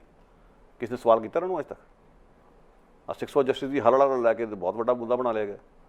ਇਹ ਜਿਹੜਾ ਪੱਖਪਾਤ ਹੈ, ਇੱਕ ਪਾਸੜ ਜਿਹੜੀ ਪਹੁੰਚ ਭਾਰਤੀ ਸਟੇਟ ਦੀ, ਉਹ ਬਹੁਤ ਦਿੱਕਤ ਭਰਪੂਰ ਆ। ਸਮਝ ਪੈਂਦੀ ਹੈ ਕਿ ਅੱਜ ਜਦੋਂ ਸਰਕਾਰ ਉਹਨਾਂ ਦੀ ਉਹਨਾਂ 'ਤੇ ਇਹ ਕੁਝ ਕਰਨਾ, ਪਰ ਜਿਹੜੇ ਉਹਨਾਂ ਦੇ ਬਦਲਵੇਂ ਆਪਣੇ ਆਪ ਨੂੰ ਕਹਿੰਦੇ ਅਸੀਂ ਆਲਟਰਨੇਟਿਵ ਆ, ਕਾਂਗਰਸੀ ਹੋਣ, ਕਾਮਰੇਡ ਹੋਣ, ਉਹਨਾਂ ਨੇ ਇਸ ਮੌਕੇ 'ਤੇ ਆਪਣੀ ਕੀ ਭੂਮਿਕਾ ਅਦਾ ਕੀਤੀ ਹੈ ਇਹਦਾ ਲੇਖਾ ਜੋਖਾ ਲੋਕ ਆਪ ਕਰ ਲੈਣ। ਅਸੀਂ ਤਾਂ ਜਿੰਨੀ ਵਾਰੀ ਮੌਕਾ ਮਿਲੂਗਾ ਅਸੀਂ ਕਵਾਂਗੇ। ਬਹੁਤ ਸ਼ੁਕਰੀਆ ਗੁਰਪ੍ਰੀਤ ਸਿੰਘ ਜੀ, ਤੁਸੀਂ ਬੜੇ ਵੇਦਨਾਮਈ ਢੰਗ ਦੇ ਨਾਲ ਸਾਰੇ ਦੁਖਾਂਤ ਨੂੰ ਬਿਆਨ ਕੀਤਾ ਤੇ ਇਹਨਾਂ ਵਿਸ਼ਿਆਂ ਤੇ ਰੌਸ਼ਨੀ ਪਾਈ ਹੈ। ਹਾਰਦਿਕ ਧੰਨਵਾਦ ਜੀ। ਮਿਹਰਬਾਨੀ ਜੀ, ਬਹੁਤ ਸ਼ੁਕਰੀਆ। ਅਖੀਰ 'ਚ ਇਹ ਹੈ ਕਿ ਜਦੋਂ ਕਿਸੇ ਤੇ ਜ਼ੁਲਮ ਢਾਇਆ ਜਾਂਦਾ ਤਾਂ ਫਿਰ ਉਹ ਅਖੀਰ ਨੂੰ ਜਬੇ ਬਾਣ ਲੱਗਿਓ ਤਬੇ ਰੋਸ ਜਾਗਿਓ, ਉਸ ਦਾ ਦਰਦ ਮਹਿਸੂਸ ਕਰਦਾ ਹੈ। ਜੇ ਵਾਰ-ਵਾਰ ਸਿੱਖ ਨਸਲਕੁਸ਼ੀ ਜਾਂ 84 ਵਾਲਾ ਇਤਿਹਾਸ ਜਿਹੜਾ ਹੈ ਉਹ ਦੁਹਰਾਉਣ ਦੀਆਂ ਗੱਲਾਂ ਇੱਕ ਤਾਨਿਆਂ ਦੇ ਰੂਪ 'ਚ ਦਿੱਤੀਆਂ ਜਾਣਗੀਆਂ ਤਾਂ ਇਸ ਵਿੱਚ ਕੋਈ ਸ਼ੱਕ ਨਹੀਂ ਇਹ ਕੌਮ ਜਿਨ੍ਹਾਂ ਦੇ ਬਾਰੇ 27 ਤਾਰੀਖ ਦੇ ਇਤਿਹਾਸ ਨੂੰ ਜੇ ਦੇਖੀਏ, ਬੋਤਾ ਸਿੰਘ, ਗਰਚਾ ਸਿੰਘ, ਦੋ ਹੀ ਸਿੰਘ ਬਚੇ ਸਨ ਉਸ ਵੇਲੇ ਜਿਹੜੇ ਕਿ ਸੰਘਰਸ਼ੀਲ ਕੌਮ ਦੇ ਵਿੱਚੋਂ ਕਿਸੇ ਸਮੇਂ ਇਕੱਤਰ ਹੋ ਕੇ ਉਸ ਵੇਲੇ ਵੀ ਆਪਣਾ ਜਿਹੜਾ ਯੋਧਾਪਣ ਤੇ ਸੂਰਬੀਰਤਾ ਦੇ ਨਾਲ ਚੁਣੌਤੀਆਂ ਦੇ ਰਹੇ ਸਨ। ਉਹਨਾਂ ਦੇ ਆਪਣੀ ਅਗਵਾਈ ਦੇ ਵਿੱਚ ਜਿਨ੍ਹਾਂ ਨੇ ਜੋ ਕੁਝ ਕੀਤਾ ਅੱਜ ਉਹ ਨਾਂ ਬੋਤਾ ਸਿੰਘ ਤੇ ਗਰਚਾ ਸਿੰਘ ਅੱਜ ਇਤਿਹਾਸ ਦੇ ਵਿੱਚ ਕੱਲੇ ਬੱਚੇ ਨੂੰ ਜ਼ੁਬਾਨ ਤੇ ਯਾਦ ਹੈ ਕਿ ਉਦੋਂ ਦੇ ਬੋਤਾ ਸਿੰਘ, ਗਰਚਾ ਸਿੰਘ ਇਹ 20ਵੀਂ ਸਦੀ ਦੇ ਜਿਹੜੇ ਯੋਧੇ ਨੇ ਉਹ ਭੁੱਲਣਗੇ ਨਹੀਂ, ਉਹ ਯਾਦ ਰਹਿਣਗੇ। ਜੇ ਇਸੇ ਤਰ੍ਹਾਂ ਬੇਇਨਸਾਫੀ ਹੁੰਦੀ ਰਹੀ ਤੇ ਇਹ ਜ਼ੁਲਮ ਦਾ ਜਿਹੜਾ ਵਿਰੋਧ ਹੈ ਉਹ ਕਰਨ ਦੀਆਂ ਤਾਕਤਾਂ ਉੱਠਣਗੀਆਂ ਤੇ UNO ਤੱਕ ਵੀ ਇਹ ਆਵਾਜ਼ਾਂ ਜਾਣਗੀਆਂ। ਤੁਸੀਂ ਬਖਸ਼ੇ ਨਹੀਂ ਜਾਣਾ, ਕਰੋ ਲੱਖ ਬੰਦਗੀ ਭਾਵੇਂ ਕਿ ਖਲਕਤ ਮਾਰ ਕੇ ਰਾਜ਼ੀ ਖੁਦਾ ਨੂੰ ਕਰ ਦਿਓ ਲੋਕੋ, ਤੁਹਾਡੇ ਰਾਮ ਰਾਜ ਅੰਦਰ ਕਦ ਅਸਲੀ ਰਾਮ ਰਾਜ ਆਊ, ਚਿਰਾਂ ਤੋਂ ਰਾਮ ਲੀਲਾ ਦਾ ਡਰਾਮਾ ਕਰ ਦਿਓ ਲੋਕੋ, ਚਿਰਾਂ ਤੋਂ ਰਾਮ ਲੀਲਾ ਦਾ ਡਰਾਮਾ ਕਰ ਦਿਓ ਲੋਕੋ। ਉਲਫਤ ਬਾਜਵਾ ਸਾਹਿਬ ਦੇ ਇਹਨਾਂ ਸ਼ਬਦਾਂ ਦੇ ਨਾਲ ਅੱਜ ਦਾ ਪ੍ਰੋਗਰਾਮ ਇੱਥੇ ਸਮਾਪਤ ਹੈ। ਸਾਡਾ ਹਰ ਇੱਕ ਪ੍ਰੋਗਰਾਮ ਦੇਖਣ ਤੇ ਸਾਡੇ ਨਾਲ ਜੁੜਨ ਲਈ ਸਬਸਕ੍ਰਾਈਬ ਕਰੋ ਚੈਨਲ ਪੰਜਾਬੀ ਤੇ ਨੋਟੀਫਿਕੇਸ਼ਨ ਲਈ ਬੈਲ ਆਈਕਨ ਵਾਲੇ ਬਟਨ ਤੇ ਕਲਿੱਕ ਕਰੋ।